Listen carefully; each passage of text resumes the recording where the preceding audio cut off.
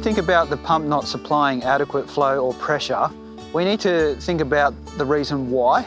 Now that could be a number of factors as to why that's not supplying the adequate flow and pressure. And the first question you need to ask is, what is the required pressure and flow rate for the irrigation system? So you need to find that detail, and that's often, when we talk about centre pivots, it's on the nozzle chart. So that will have a required or a designed flow in litres a second and a designated pressure in kPa. So once you know that, then you can measure your flow rate and take your pressures and know if your pump and infrastructure is meeting the design duty point. If it's not, why? So typical problems can be a depletion in performance, which can be caused by issues like cavitation, and that's wear on the pump impeller, which will reduce performance.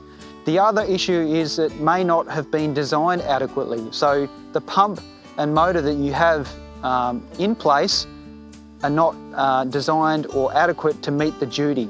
So it comes down to system design that may not have been done correctly, and it also comes down to the depletion of performance, which is caused by wear and tear of the infrastructure.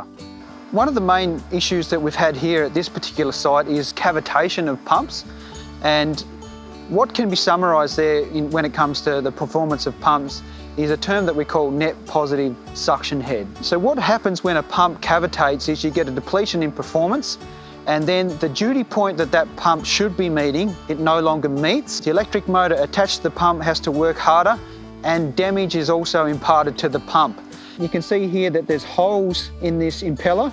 So as that water turns into its vapor state, it explodes on the face of the impeller and really rips the impeller apart.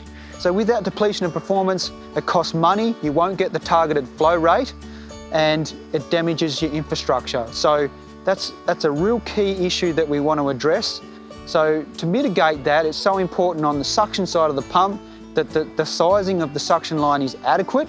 If there's screens on the inlet side of the pump, they need to be functioning properly, not blocked with debris. And that's when cavitation can occur, and a lot of times if there's debris all over the foot valve or self-cleaning screens like that, then you get an impediment of flow, and cavitation can occur and cause this sort of damage.